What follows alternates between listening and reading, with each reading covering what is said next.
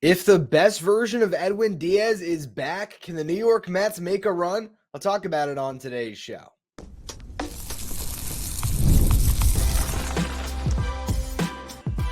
You are Locked On Mets, your daily New York Mets podcast. Part of the Locked On Podcast Network, your team every day. Hello to all you amazing Mets fans. You're watching Locked On Mets, part of the Locked On Podcast Network, your team every day. I'm your host, Ryan Finkelstein. If you want to find any of my work, follow me on X at Finkelstein Ryan. You can also find some of my writing at justbaseball.com, where I work as the managing editor. A thrilling victory on Friday night, and it all culminated with Edwin Diaz on the mound, a runner in scoring position, a one-run game. Would he blow it, or would he finally get a save?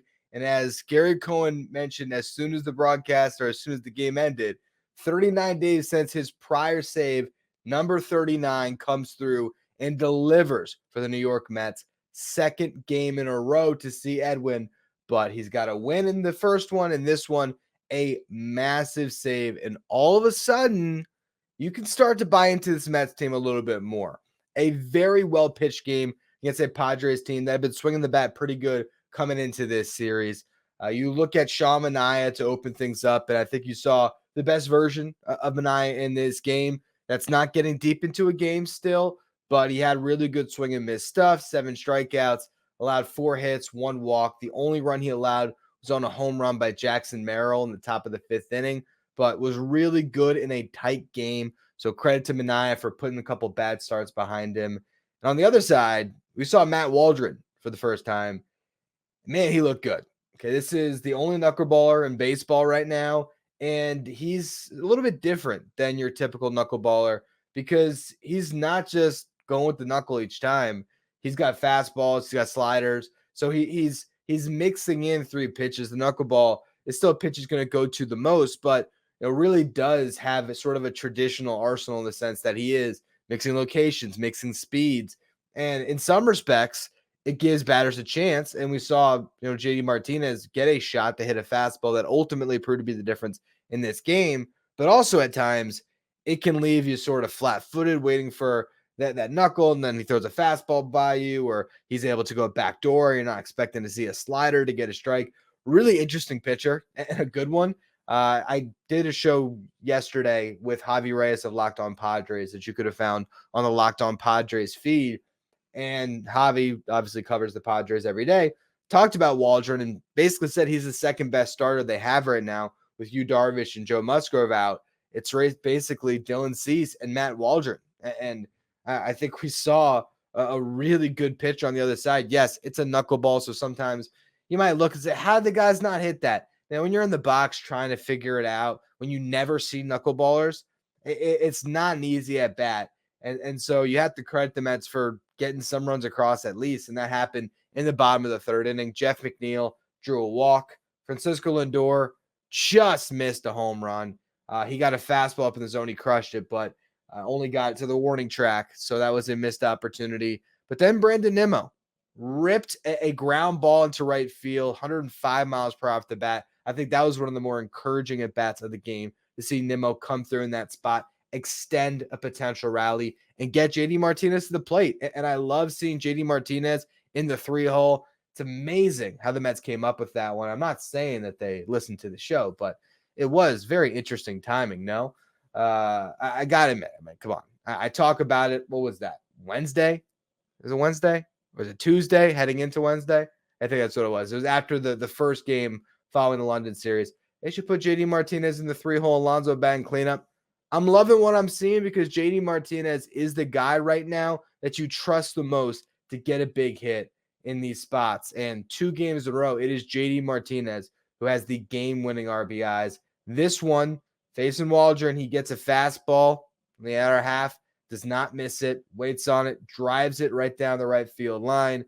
Both runs score. He clears the bases with a double. And that's the ballgame. That was the only offense the Mets got all game, and that's all they needed because their pitching was nails. I mean, this was one of the best games we've seen out of this bullpen in a long time. They've been getting better. It's been a progressive last couple of weeks where you're starting to trust more and more guys and they're coming through. But there's still that angst, right, with a close game as a fan as you're watching. You're sort of waiting for that shoe to drop, and it just didn't in this game. Manaya comes out to start the sixth to face the left-handed Arise, gives up a base hit. So here comes Adam Ottavino. I don't know about you, but I was worried because Adam Ottavino has been pretty awful lately. But he is a veteran who is, has a long track record to draw on to turn things around, and he had a great night tonight. He was helped by Francisco Alvarez throwing out a runner, but really Jeff McNeil. Arise tried to steal second and overslid the bag. Made a good attempt to try to dive back and avoid the tag, but McNeil hung in there, got a big tag to get the out. That was a huge one for the Mets to clear that runner from scoring position where he would have been if he was able to hold on and stay safe on that play. And then Ottavino got Fernando Tatis Jr. to ground out. He struck out Jurickson Profar, got you through 6, and then comes out for the 7th. I was worried about that too. I'm not going to lie, because it felt like you sort of got lucky to have gotten through that inning the way Ottavino had been pitching previously. And so to send him back out there, I was a little nervous, but he had a couple righties to face in Machado and Donovan Solano, and he got them both out.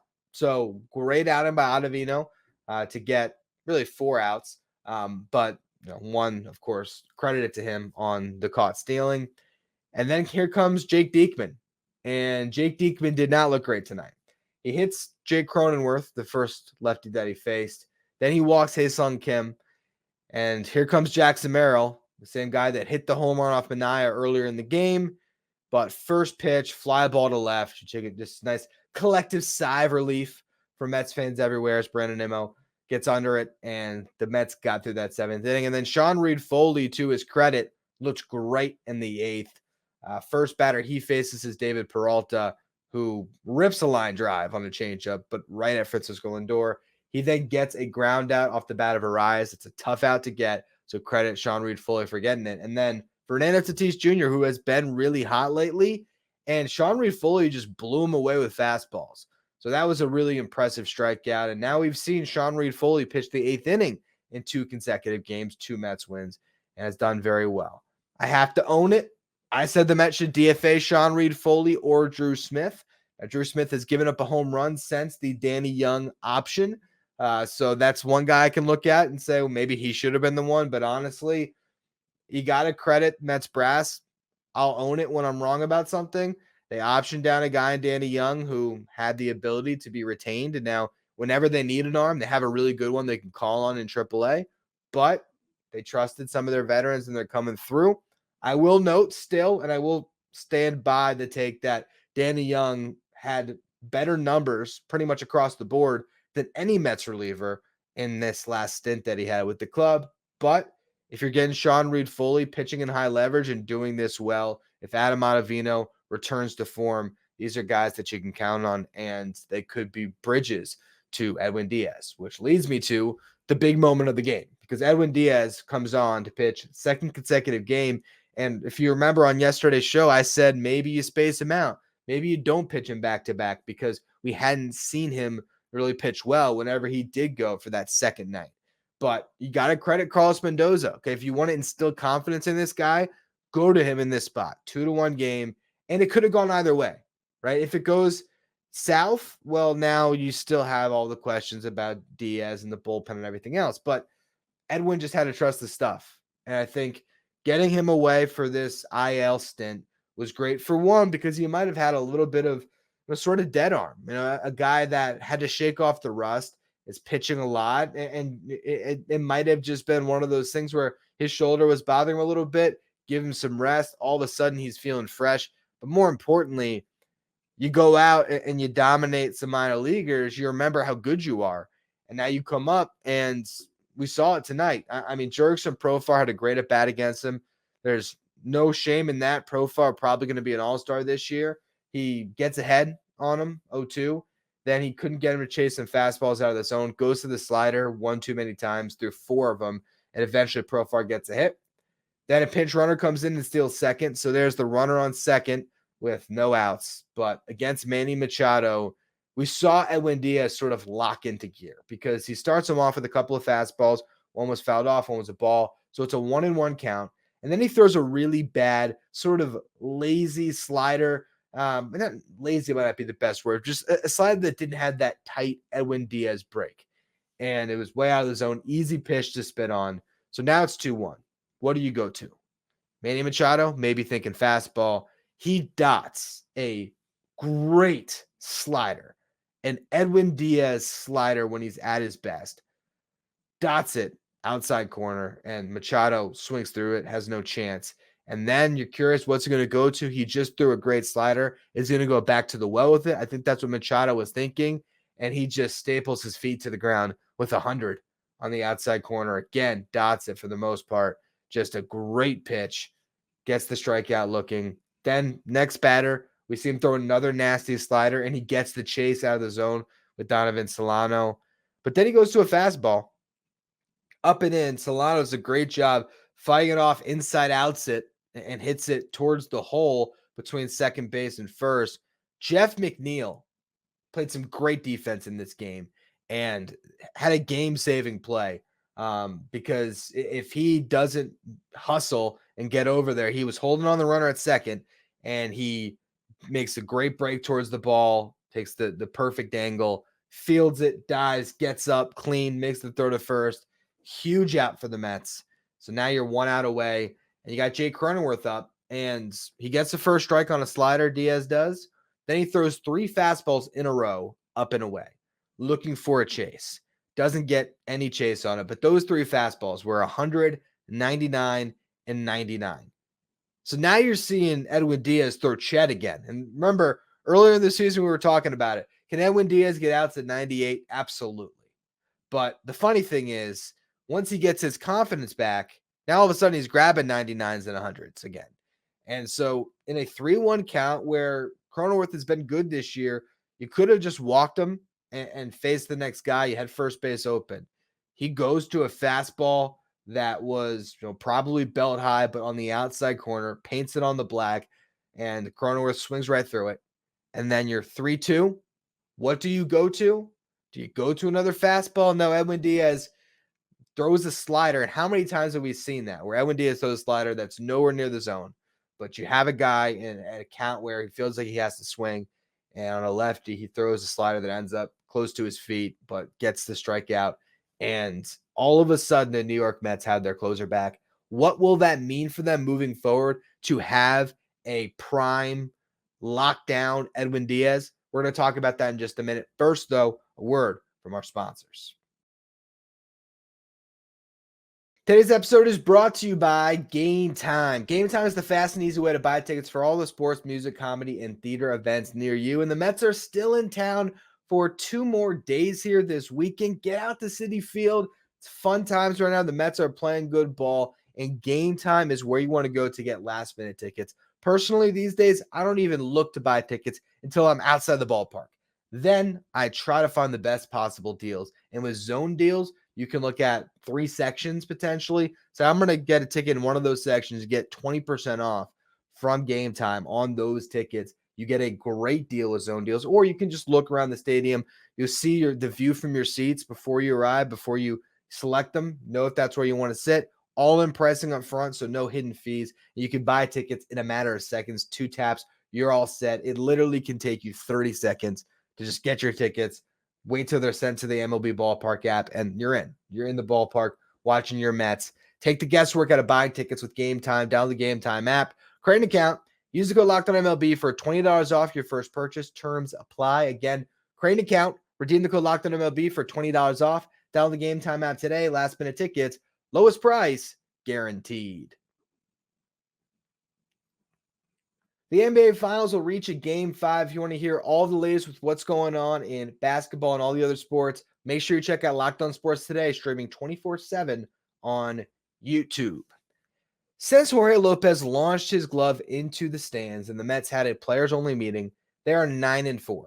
This is their best stretch of baseball since that 12-3 run they had in April after the 0-5 start to their season, where they got above 500, and then Alvarez gets hurt, and they tailspin. Well, now they're playing some really good ball. You are able to sort of steal a series back against the Marlins with that walk-off home run on Thursday night. And then here you are Friday night. You only score 2 runs, but you got to win different ways. If you're going to be a good baseball team, you got to be able to come from behind. The Mets did that. Check. You got to be able to blow teams out. The Mets did that against the Marlins on Wednesday. Check. And you got to be able to hold on to those razor thin leads. And that has been a massive problem for this team. If their bullpen had delivered throughout May, this team might be 500 right now. I mean, that's how much they hurt the Mets. Well, now that you have Edwin Diaz back there, it makes everything so much easier. And I also think a big factor for this team right now is their catching has gotten a lot better. Luis Torrens has been a great find. His arm has been a huge value to the Mets, throwing out runners. And Francisco Alvarez is a leader. And they talked after the game with Diaz about what Alvarez said when he came out to the mound. And all he said was, I trust you. You are the guy here. Let's get this guy out. Just instilling confidence in his closer. Alvarez is a player that he might be whatever it is, 1 for 10. I don't even know if he got a hit today. I know he came in today 1 for 7. While he will hit and while he'll be a threat and he'll get hot and he will be able to carry the lineup for stretches throughout this season. To me, it's crazy because he was always the prospect where we were thinking, man, the guy that can give the Mets the best hitter or the best hitting catcher the Mets can have since Mike Piazza. That's what we were always talking about when he was a prospect.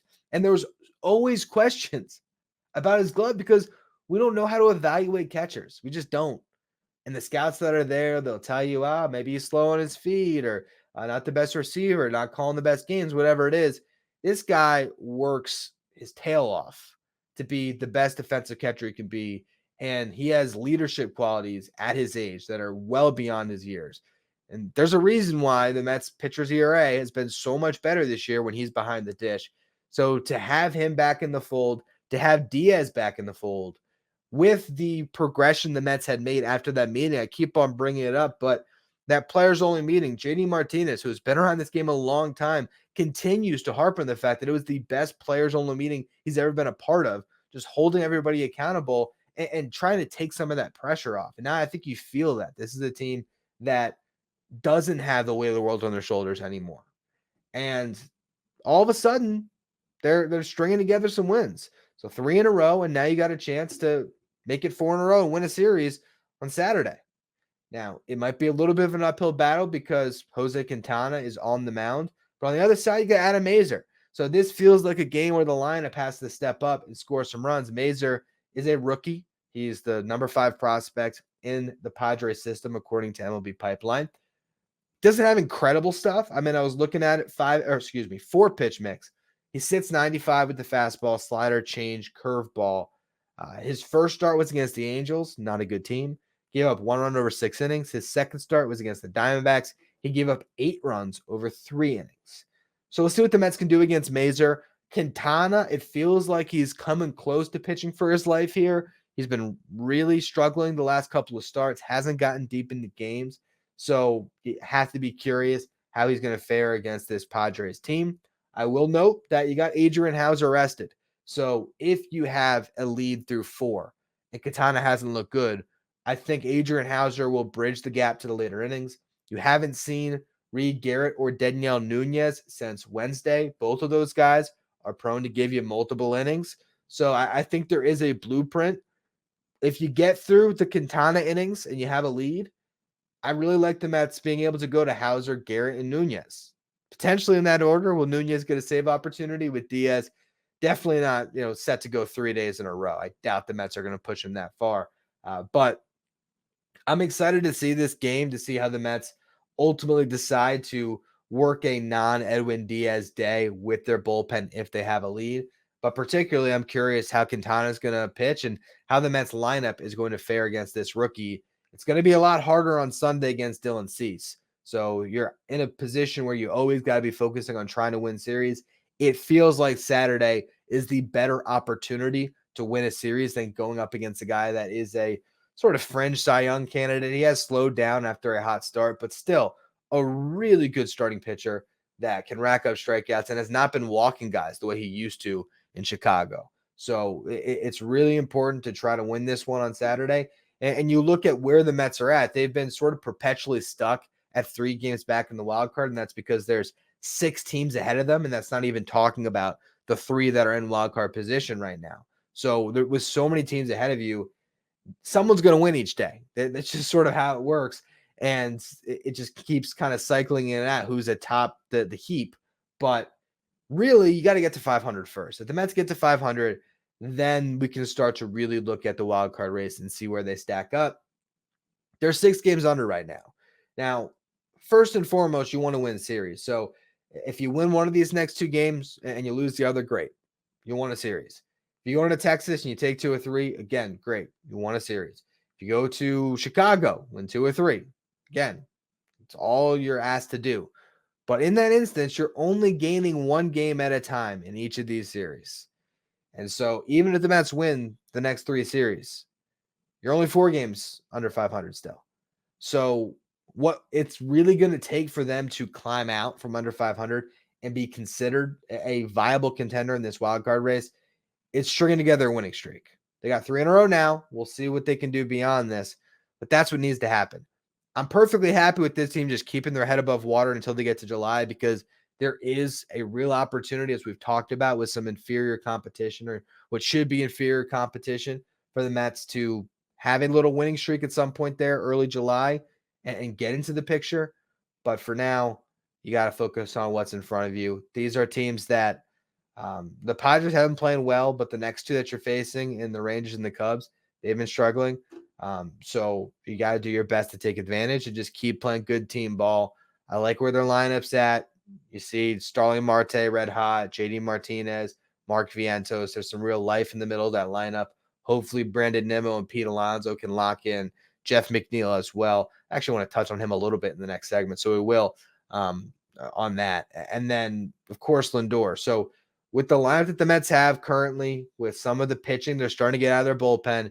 If they can get some quality starts along the way, this is a team that I think you can take seriously. And without Edwin Diaz, I don't know if you can say that, because even though they had a great stretch in DC and they won some games, you still felt that lack of a closer. They need Edwin Diaz to be at his best. That was the missing ingredient last year as well. If Edwin Diaz is back to being himself, you can take this Mets team a lot more seriously. Now, in the final segment today, there's some prospect notes, and I have a little sort of question about Jeff McNeil. So we'll talk about that all in just a minute. First, though, word from our sponsors. Today's episode is brought to you by Prize Picks. Prize Picks is America's #1 fantasy sports app with more than 3 million members. It is the easiest and most exciting way to get in on the action while you watch your favorite sports and players. You just pick more or less than on 2 or more player stats, and you watch the winnings roll in. Pete Alonso is due for a big game, and maybe that game happens against Adam Mazur on Saturday. His fantasy score is set at 7. So if you believe Pete Alonso will have a fantasy score higher than 7, take more. He hits a home run, he's going to be able to get there. So I believe that Alonso's about to break out here. Hopefully we can see that. Bryce Harper, though, another guy to look at. His fantasy score is set at 7.5. He's got a big series right now going on against the Baltimore Orioles. And you know Harper likes to show up for big games. So you can take those 2 players. You even can look at the Stanley Cup Finals and take guys' time on the ice even. Alexander Barkov is the best player on the Florida Panthers. Got to imagine he might be on the ice for more than 21.25 minutes. So you take more there. And if all 3 things happen, you can win big. With quick withdrawals, easy gameplay, and an enormous selection of players and stat types to choose from, Prize Picks is the #1 fantasy sports app. Download the Prize Picks app today. Use the code LOCKEDONMLB for a first deposit match up to $100. Again, download the Prize Picks app today. Use the code LOCKEDONMLB for a first deposit match up to $100. Pick more, pick less. It's that easy with Prize Picks. So I said I had a little note or a question to ask on Jeff McNeil. This was a conversation with our Locked On Mets insiders, our texting service. And I got a text today from one of the insiders asking me about Jeff McNeil's vision, which was hilarious to me because you know a guy is down bad when people are wondering, is he able to see the baseball? Can he see what's going on out there? But it sort of rang true for me, not the vision part of it, but just wondering if Jeff McNeil's off. And last night when I was laying in bed, because of course I'm thinking about the Mets before I go to sleep, I was wondering, I'm like, well, what exactly was that injury with Jeff McNeil again? I couldn't remember what happened in spring. So I looked it up today when I was having this conversation with an insider. And you might remember now, Jeff McNeil has a partially torn UCL in his non-throwing arm, his left arm. Now, your left arm as a lefty is what you are, your top hand when you're swinging through on. I'm not saying for sure that this guy's hurt. And, when I even alluded to that with the texters, I didn't love the response I was getting because all of a sudden people were telling me, oh, Jeff McNeil is arrogant. He's playing. Why is he playing through an injury? I don't know that is happening. But the reason why I think it's an interesting conversation, we have seen Starling Marte. He's been great lately. And on this season, his numbers are good. And last year, he was playing through a double groin. Something he needed double groin surgery on. Okay, it was not an easy injury to play through. Comes through now, and he looks so much better as a healthy player. How much would your opinions on Jeff McNeil change if at some point he's shut down to get that elbow cleaned up? That's the question. I don't want to talk about this guy being a jerk for trying to play through something, because if Jeff McNeil was hitting 330, we would all be calling him a warrior and a legend for trying to play through it. And if the medical team has deemed him capable to play, I'm sure it's not the type of injury that is prohibiting him from doing things out there. But still, sometimes when you fight through something, it can be a little bit harder. So it's just something that crossed my mind. Granted, how do you explain what happened last year, right? Because last year he also struggled. And that's where you're making excuses for a guy that maybe doesn't deserve them. But there's still a part of me that can't entirely quit Jeff McNeil. As much as I've ripped him this week, and I have, I've always believed in him as a player. I actually have a list of old topics. Not even old topics. It's like a list of just topic ideas that, this comes across my brain. Let me jot this down. And I was kind of clearing it out. And before the season, I had a show idea how Jeff McNeil is always going to be valuable on this contract. Jeff McNeil going to start 100 games plus at second base this year. Probably won't play the outfield, whatever it was. And there was a lot of Jeff McNeil-centric content that I had on the mind prior to this season. And I'm looking right at it across the wall in my office here. I have a big signed photo of Jeff McNeil trotting home with the apple up. I've always believed in this guy, and I hope that he can get back to being the player that he once was. You're watching Jake Cronenworth, but a horrible year last year on a similar contract, actually a worse contract than Jeff McNeil's because it's longer. I think like an 8-year deal from the Padres. But this year, he has bounced back in a big way. So maybe that still is in the cards for Jeff, and I just wanted to throw that note out there to just put that in your minds. Maybe this guy might be playing through a little something, and who knows? Maybe he adjusts with it and he starts to play better. You got to give him credit. He at least gave the Mets a great game defensively at second base. We haven't seen great defense from Jeff throughout this season, so that was good to see. Now, I want to run through some minor leaguers really quick here because Brandon Sproat was back on the mound. As soon as I bring up the fact that he had been hurt on yesterday's show, I talked about it. We find out, okay, he got hit by a comebacker in his last start. That's why we hadn't seen him.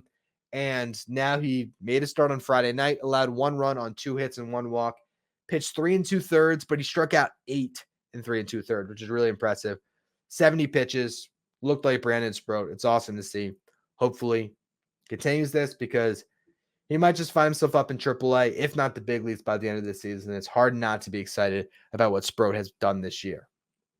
Also, some big offensive games in AA today as well. Nolan McLean hit his second home run in AA. McLean, of course, is the Mets' two-way player. Still rocking an OPS of 555, I believe, so not good offensive numbers overall, but he did leave the yard.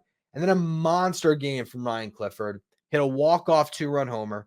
He was 2 for 2, had an RBI double as well. So that accounted for 3 of his 4 RBIs. He also got hit by a pitch with the bases loaded. So that was the 4th one. And he walked twice. So on base 5 times, 2 for 2 with a double and a homer. He's got his OPS at 877. So really good stuff from Clifford.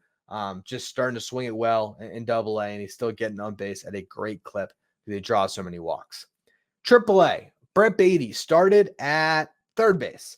Not a second base start tonight for Brett, but great game from him. First inning, Luis Angel Acuna, leadoff double. He ends up stealing third, and then Brett Baty drives him in with a sac fly. Luke Ritter then followed that up with the first of 2 home runs for him. Rylan Thomas hit his first home run in AAA. He has a 627 OPS since getting the call from double, so he struggled a little bit with the transition. Baty comes up in the third, rips a double. 5th inning, he got a base hit. That was ahead of the second Luke Ritter home run. Then he singled again in the 7th. So Brett Baty went 3 for 3 and he had a sack fly. So great game for him again, as he has a batting average over 500 in AAA this year. Meanwhile, Jose Budo made the start. He went 5 2/3, allowed just 1 run on 5 hits, 2 walks, and 4 strikeouts. He's a 3.45 ERA in AAA. That's 2 good starts in a row for Budo, who continues to represent even more depth the Mets have in the minor leagues with their rotation. But they might not need it. Depends on how Jose Quintana fares on Saturday. I'll be back most likely for a Sunday show to just recap that game, and hopefully the Mets can keep things rolling. As always, I appreciate you all for tuning into this show every single day. If you're listening on the audio side, please follow, rate, and review wherever you get your podcasts. If you are watching on YouTube, hit that subscribe button. We're still trying to make our push to 9,000 subs. I appreciate all of you who continue to subscribe. If you want to be Locked On Mets Insider, I talked about texting the insiders today. It's our texting service where you get updates from me. You can ask me questions anytime. There's our Locked On Mets signed photo giveaways. You can find the link in the episode description or go to subtext.com/LockedOnMets. Follow me on X at Finkelstein Ryan. Follow the show at Locked On Mets. Thank you for making Locked On Mets your first listen or your first watch every day. Now for your second watch, check out the show that's going to keep you up to date on all the latest in the world of sports. That is Locked On Sports Today, streaming 24/7 on YouTube and also streaming on Amazon Fire TV. Check out Locked On Sports Today.